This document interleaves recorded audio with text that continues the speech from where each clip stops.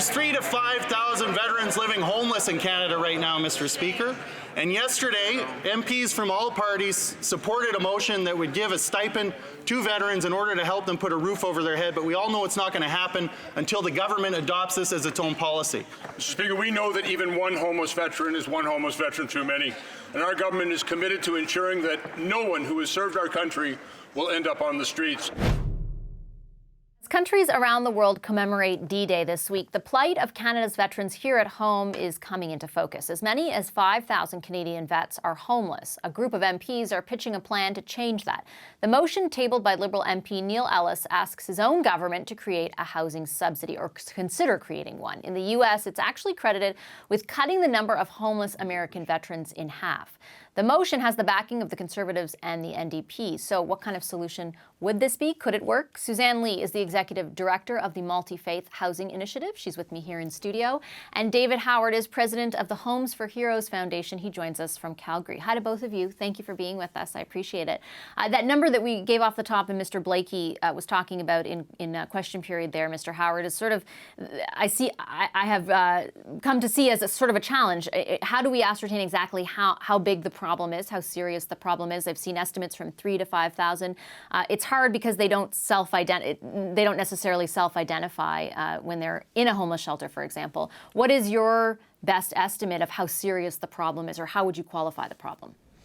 Well, I think the numbers are 5,000 to 6,000 across our country. It's unfortunate that we have those numbers, but they don't self-identify. And we have a lot of veterans that are couch surfing, and they're a proud group, and so they don't want to stand up and look for help. And so we need to reach out directly to them and find ways to communicate the message that we're here to help. And it's nice to see that the government's talking about it. Miss Lee, I'm sorry, pardon me. What's your sort of assessment of the severity of the problem from what you see?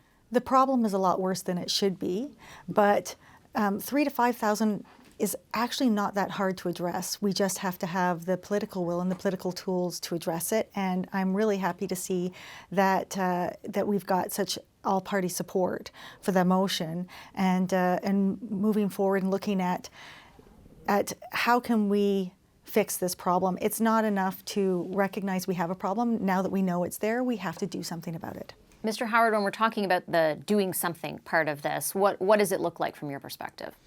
Well, what Homes for Heroes is doing is we're building tiny home villages across Canada.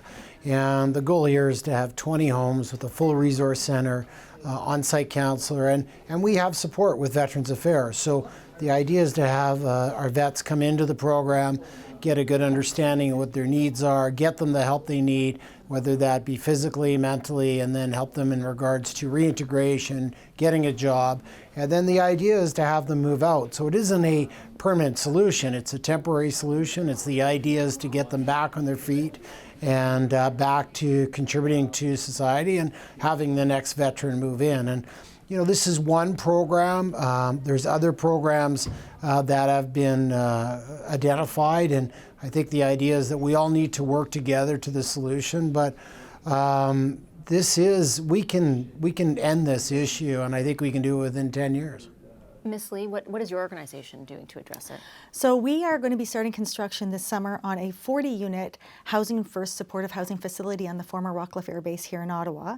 And it's going to be it's purpose-built for their needs, and it's going to have full wraparound support. So we're also working with Veterans Affairs Canada. We're also working with the Royal Canadian Legion and Soldiers Helping Soldiers. So we'll get them in, and we'll wrap them with all the supports that they need to get them back on their feet. And then when they're ready, they'll move out. It's not, they don't have to move out at any point in time. It's when they're ready to go, they can go. Mr. Howard, Ms. Lee had mentioned political will, and that's obviously a conversation going on right now because of D-Day and because of this motion. There is the specific ask of the government to consider this stipend specifically that appears to have worked well, according to some of the research in the United States. What is your take on that stipend? Should the government be endorsing that? I think that it's a step in the right direction. I think that there's programs like ours, and Susan, that need financial assistance. Look, we're opening our village in Calgary in October.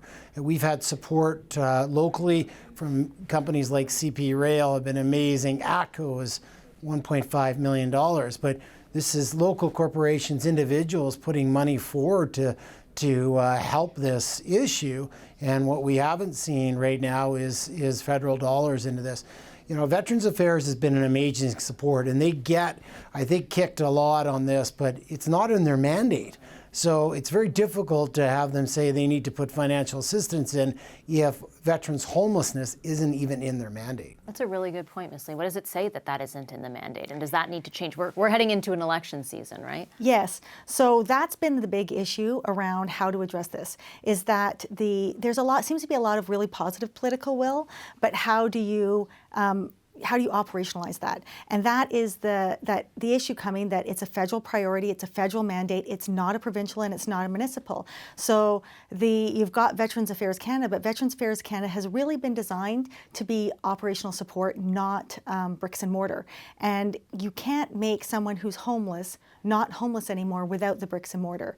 And so the federal government, with the National Housing Strategy, empowered the Canadian Mortgage and Housing Corporation to do that. But the Canadian Mortgage and Housing Corporation has not really been designed to work on their own. They're used to working with the province and the municipality. And so there's been some issues around the size of the ask that they're receiving in order to address this issue around veterans. So what do you think the solution is? Is it just not sort of like a clear line of accountability or decision making?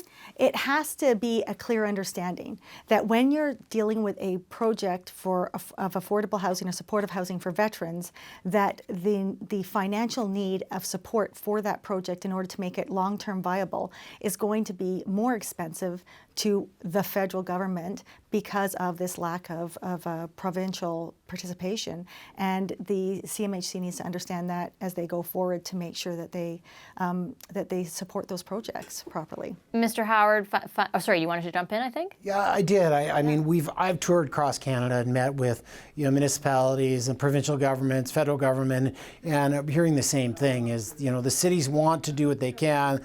Provinces want to do what they can.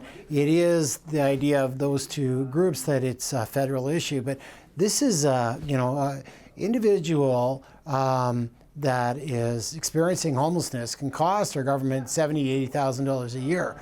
So it is a good idea for the governments to get together on this and fix the issue and help those that served. I mean, they're coming back broken. We owe it to them. When those that are suffering with post-traumatic stress, those that are homeless, we owe it to them to find them a solution. We sure do. Thank you very much to both of you for your time this evening. Thanks to David Howard of the Homes for Heroes Foundation and Suzanne Lee of the Multi-Faith Housing Initiative. Thank you. And I spoke with Veterans Affairs Minister Lawrence MacCauley shortly after the ceremony ended at Juno Beach. Have a listen. Minister, I want to ask you about your government's treatment of veterans. A colleague of yours, a Liberal colleague of yours, Neil Ellis, has put forward a motion that's calling on the government to consider a housing stipend for homeless veterans. Will your government introduce such a stipend?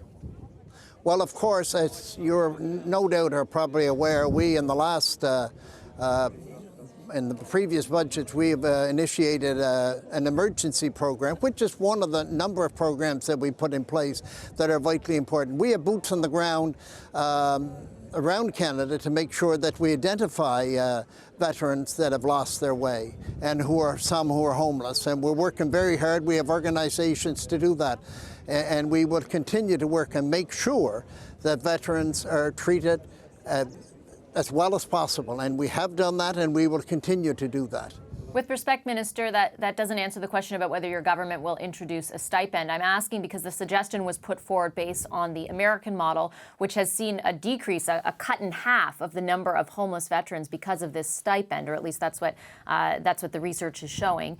Will your government introduce such a stipend to reduce the number of homeless veterans in this country, which I'm sure many Canadians watching the ceremony today, will feel as unacceptable? Well, as you know, when any motion or bill comes before the House, it has to be evaluated, and we will take a very strong look at it and evaluate the value of it and make sure that if it's possible at all and it does help veterans, we would certainly look at it in a very positive manner. But I'm not going to certainly indicate what we do with certain pieces of legislation. What we have done and will continue to do is make sure that we get the homeless veterans into a good home. That's what we want to do. Whatever way it takes place, we will do that. Okay, thank you so much, Minister MacCauley. I appreciate your time and safe travels. Thank you so much. Hi, I'm Vashi Capellos, host of Power in Politics. See more of our show by subscribing to the CBC News channel or click the link for another video. Thanks for watching.